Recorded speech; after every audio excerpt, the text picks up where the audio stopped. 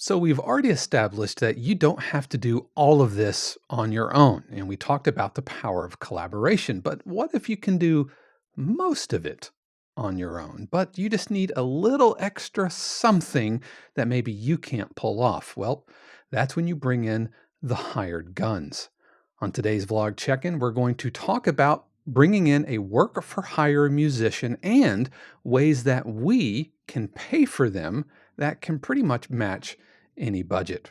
We're going to talk about that as well as look at a Muppet Show inspired theme on my week 18 and 19 check-in.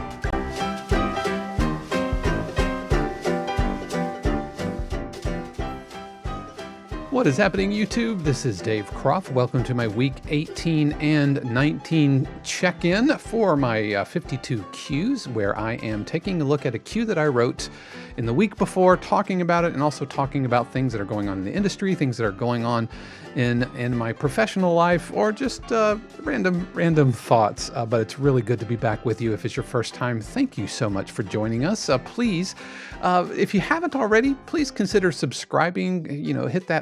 Hit that like button and the notification bell and all of that. That really does help composers just like you find the channel. Also want to give a special thanks to my Patreon patrons who help keep this channel happening. There's going to be more information about my Patreon at the end of the video, so you can stick around and check that out. If you want to skip over the vlog check-in and jump straight to the Muppet Show-esque cue called The Puppet Show Tonight, there is a timestamp in the description below, and you can skip over all of my rambling thoughts about what we're going to be talking about today. And what we're going to be talking about today is the power of working for hire, or bringing in a work-for-hire musician. Now, on the previous episode of the week 17 check-in, I talked about the power of collaboration, which is bringing on a co-writer to really kind of, together we are better, the merging of talent to end up making a cue that neither one of you could really pull off on your own. But this week, I want to talk about bringing in just a little extra something, and ways that we as working composers can really pay for that. And I want to talk about 3 ways that you can bring on work for hire musicians. And they are, I'm just going to tell you right at the top, you can either pay them with money, you can pay them with royalty share, or you can pay them with services or trade services. And I'll have links to those our timestamps in the description below as well. But this really came into focus recently with this Puppet Show Tonight cue, because I'm sitting there and I'm trying to program what is essentially stride piano parts. And I'm like, I'm really faking it. And I'm definitely not, a pianist. And so it wasn't going really well. It really wasn't going well at all. And I was getting frustrated, and it wasn't coming together because I know what it should have sounded like. And we were really out of my own skill set. And so I just texted a good buddy of mine by the name of Joshua Glenn Wilson, who is the music director and the pianist of the jazz vocal duo that I work with, Cordone and Kilgore. And I just said, hey, man, uh, how's your stride? And he's like, well, I'm okay at it. And so I just handed him the track and I said, what do you think you could do with this? And he took it. He's like, yeah, I would absolutely love to do that. And before we got, too deep into it, I talked about, payment and how I would consider, what would you consider equitable to this? And we ended up deciding on a trade for services. But before I get into all of that, I just want to talk about kind of why that's so important. It's important to recognize your limitations, which we talked a little bit about last week, but it's important to recognize your limitations and when things maybe aren't going great, or just know that this could be so much better if you just had another person. Just inject a little extra something into the cue. And so I knew that Josh would be able to do this, and he would knock it out of the park. And we've collaborated before, like the 50-50 split stuff that like I talked about last week with Donnie. But for this, I just needed him. Everything was written. I just needed him to lay down some parts, and he flipping crushed it. He so far exceeded my expectations. He elevated this silly cue well beyond anything it really should have been. And so I am so thankful to him. And it just reinforced how important bringing in other musicians are. We get into this solitary mindset where we have to do it all on our own, mixing and mastering and all of that. And it's got to be us because we're struggling or we're not super well off. We can't afford to bring in like a whole string section or hire an orchestra to play our cues. But this leads me to my thesis of the day, which is there are many ways that you can compensate musicians to bring them onto your cues. So the first way is to just pay them money. Just give them money. And that seems so obvious, but it really isn't as expensive as maybe you think. Because if you're bringing in a work for hire, a hired gun, then chances are they are very, very good at that thing that you're asking them to do, and it's not going to take much of their time. Now, I don't know how much time Josh spent on this, but I do know that he was able to lay all of his parts down in GarageBand. He literally sent me GarageBand files with his MIDI parts. I told him, don't mix anything, don't futz with the sounds, don't pick a good piano, just lay the piano part down and send me the GarageBand file. And he did. He sent me a GarageBand file. I was able to open that in Logic and then import it and use all of my sounds. And I'll talk about sounds and stuff when I dive deeper into the cue. But I made it as easy on him as possible. And so opening up GarageBand on his MIDI keyboard and plunking some things in, yeah, it was super easy for him. And when you're bringing in a work for hire person, chances are they're very, very good at it and can knock it out pretty fast. I've had really good performances from vocalists, from bass players and pianists and I'll pay them, $50. They're happy. I'm happy. It's a minute and a half, 2 minutes of a 2-minute cue. It took them maybe half an hour or maybe an hour. Yeah.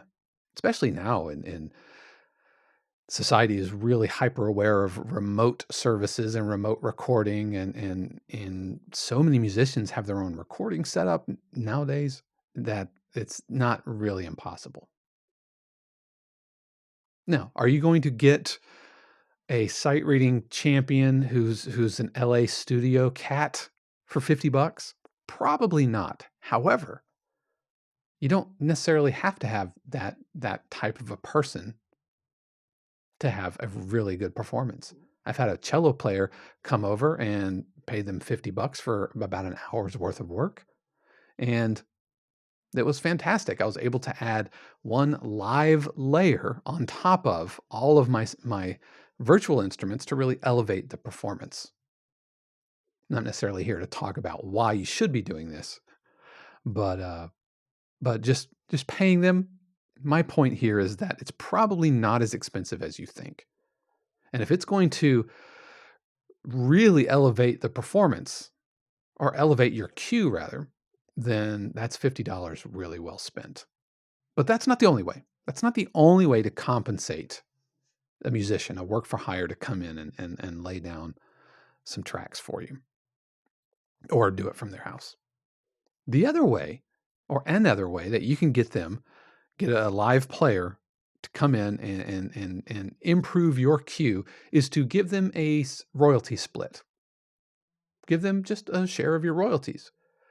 Now, in the week 17 check-in, I think I talked about my royalty splits that I do with collaborators. I just call it 50-50 if it's a collaboration. I don't even bother with you did 38.3% of the work. I don't get into any of that. I think that just gets a little messy.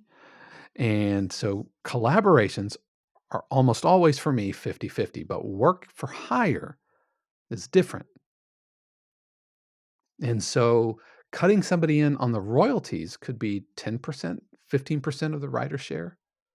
But if the person values you and values you as a composer and they understand what you're doing and especially if you've had a little bit of success or you explain, hey, this is what my goal here is, then hopefully they can see the value of getting onto a royalty share.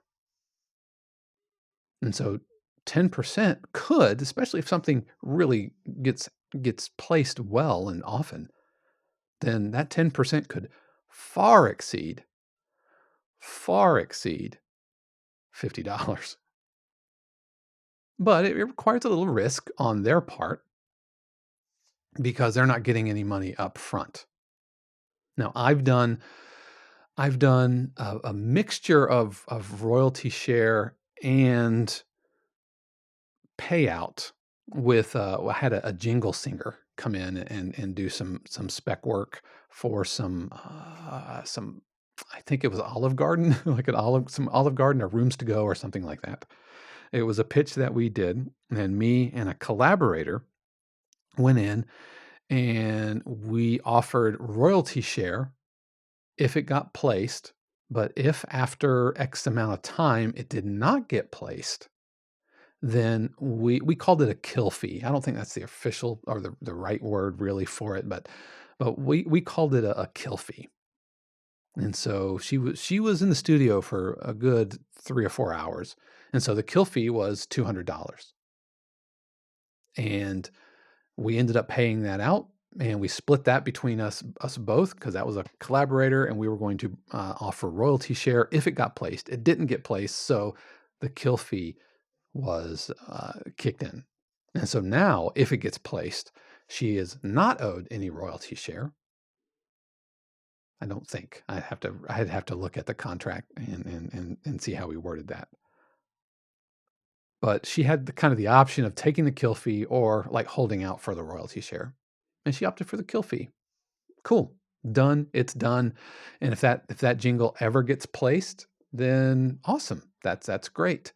But some risk on her part, and it didn't pan out.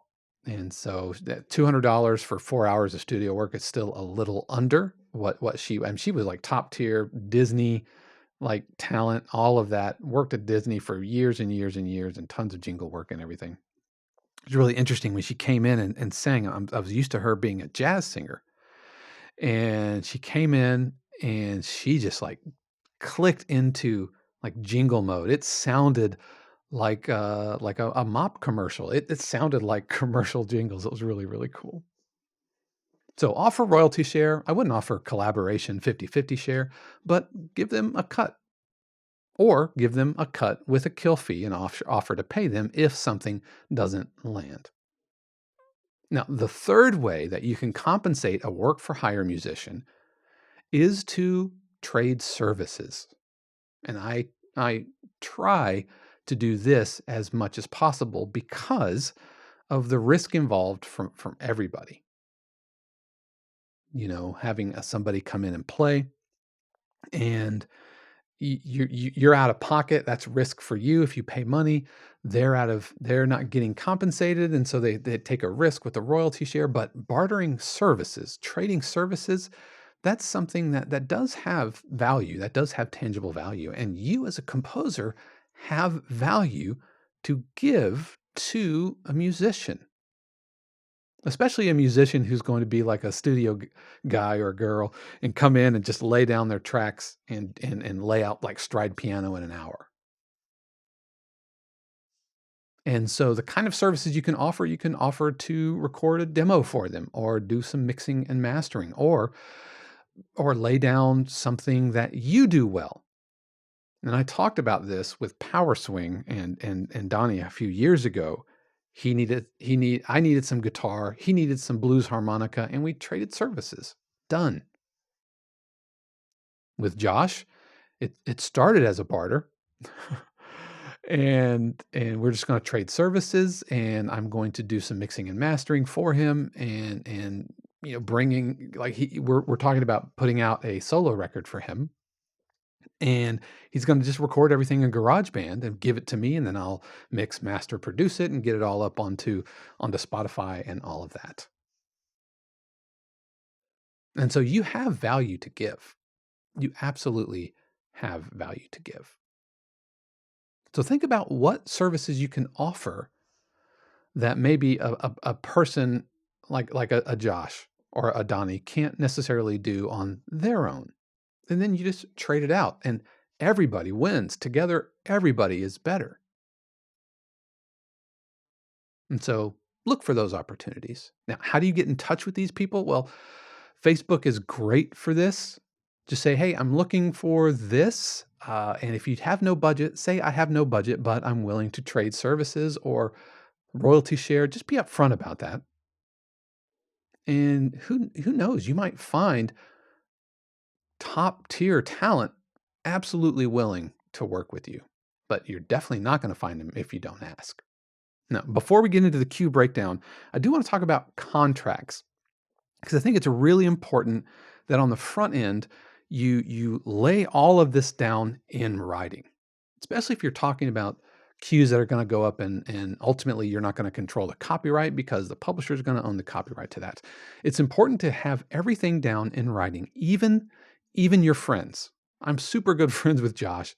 I've known Donnie for years, but even still, whether it's a collaboration or it's a work for hire, even still, have the paperwork in order. And I'm going to put a link in the description to a Google Doc that you can use. It's just a blank Google Doc template that I think I kind of I got from someone and then massaged it. And so it's my template work for hire, and it kind of outlines these are the parties involved. This is what the name of the queue. This is what they're doing. This is the service they're offering, and this is the payment they're receiving. That payment can either be outlined as money, it can be outlined as royalty share, or outlined as services. If you know what those services are, then you can describe those in detail in the contract. If you don't, just say for future services rendered, as discussed verbally or through written communication, text, email, that kind of thing. It's not very long. I think it's maybe 2 or 3 pages long, maybe just 2 pages long. But it says, this is what the musician is doing. This is what they're going to get paid, but they don't own any rights to it. Unless, of course, it's a royalty share, then that's outlined. But it's a work for hire, that they're not owed any intellectual rights to the parts that they are offering. Now, as it turns out with Josh and the Puppet Show tonight, it was a barter. The contract we wrote was for a barter, but he crushed it so thoroughly that I ended up paying him a little something anyway. I'm just like, Apple Pay, yes, almost more like a tip. It was so amazing. So with that, let's take a look at the Puppet Show tonight, the cue that features Joshua Glenn Wilson on piano. And man, what a fun cue. I really can't wait for you guys to check it out.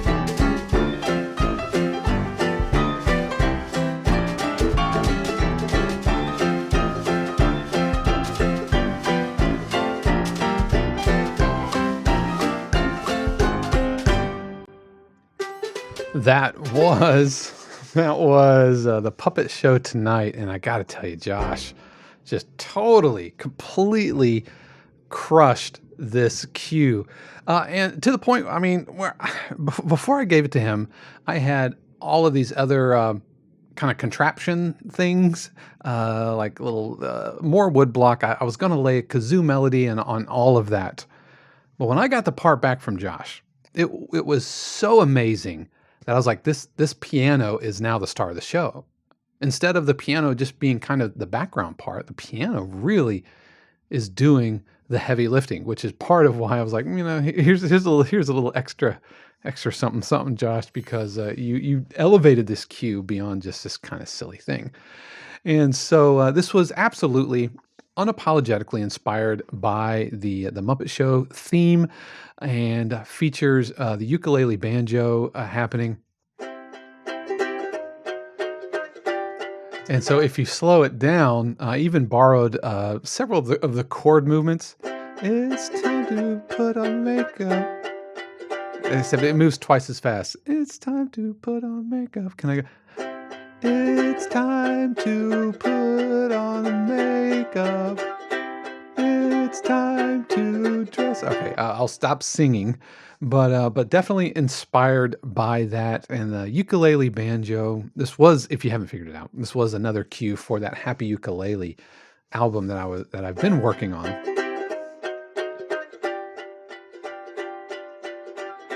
And ukulele banjo, super straightforward, a little bit of compression, and brought out a lot of the highs there. One of the challenges of this was just really leaning into some of these jazz voicings, which with just four notes, because it's a four-note ukulele, ultimately, even though it's a banjo ukulele. It's just really tough to kind of get those voicings, and on their own, it doesn't really.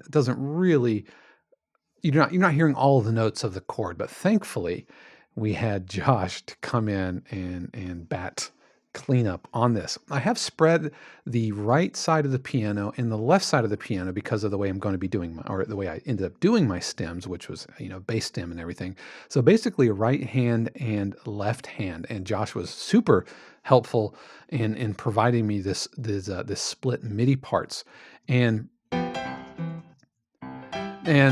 I wanted the honky tonk piano sound, and I ended up going with the Cinesamples Abbey Road Challen piano. I think that's how you pronounce it. And this is like an old, like 1903 or 1908 Steinway that they have in the studio. And I tried the Mrs. Mills, but it didn't quite fit. But that honky tonk. And I wanted it to sound like an old kind of beat up piano sound. And I even toyed around with like throwing on like a vinyl plug-in, something just to make it kind of sound old. But instead of taking like a really nice piano sound and distorting it, I went straight to a piano sound, which is gonna sound that way out of the gate. And so that's this Abbey Road piano, this old studio piano that's been in the studio for years. And Cinesamples does a really good job sampling these things. They also have, I believe it was Cinesamples that did the Piano in Blue, which sampled the old Columbia Records piano that Bill Evans used on oh man, the album is Kind of Blue, that record by Miles Davis. And so I really like the idea of using not just some random piano, but this sampled piano from Abbey Road Studios. I mean, it doesn't do a lot, but the one thing it does exceedingly well. All right, so we have the right side. And also splitting this enabled me to EQ these a little bit differently.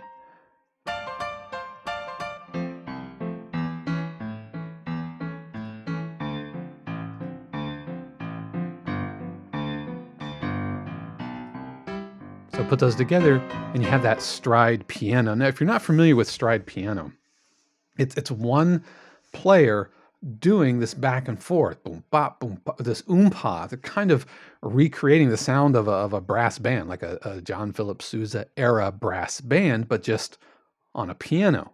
And so they're doing the oompa oompa over here, and then kind of some ragtime piano stuff in the right hand. It's mind blowing to see this. If you've ever seen a stride pianist, it's just their accuracy, and it's so good. So that with the banjo, put those together. This piano part was so effective. That's why I stripped out all of the percussion effects. I even thought about putting slide whistle and siren and that kind of thing. But the kazoo, no. To be honest, I had the Muppet Show theme so ingrained that I had a hard time coming up with a melody that wasn't like the Muppet Show kind of theme, or some takeoff of that. Now, in order to fill out the rest of this kind of Dixieland band kind of thing, I brought in, instead of having a bass, I brought in a tuba. And this is the BBC SO tuba. The staccatissimo, really short. And as far as the mix, I brought in a really close mic, so it's really kind of in your face with a little bit of tree in the outrigger microphone. But that wasn't quite enough, and so I brought in a contrabassoon from Vienna Instruments.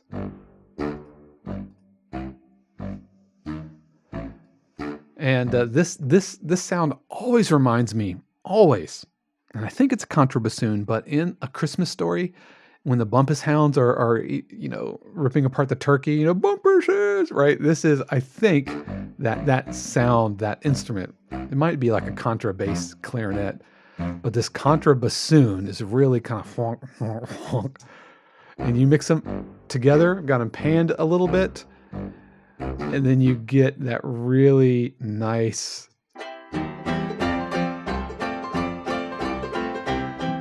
Now we're starting to sound like a old jalopy brass band. As far as percussion, my MIDI instruments, I brought in the Abbey Road's vintage drummer, and this is just an old vintage contraption type kit. Big floppy kit with a felt beater. Right, it's really there just to give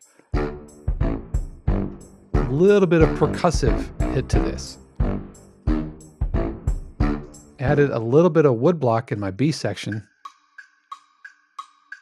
Nothing at all fancy, just almost like clip clops. And then finally, I did some brush work. Just stirring. Now I could have, I suppose, recorded the kick drum, but that gets into, first of all, my drum set's downstairs, and I'm not gonna bring up my kick. I suppose I could have, but I didn't need a lot of detail from the kick. I just needed quarter notes. But trying to program like brush snare like this is virtually impossible, and it almost never sounds great. And so being able to just record my own brushes, I think really adds a lot to that. And so in my B section, I switch up my sweeping pattern. In my A section, I'm going just out, in, basic standard. And then for my B section, I go into kind of reverse sweeps. It's getting into some percussion technique here, but just to mix it up just a little bit.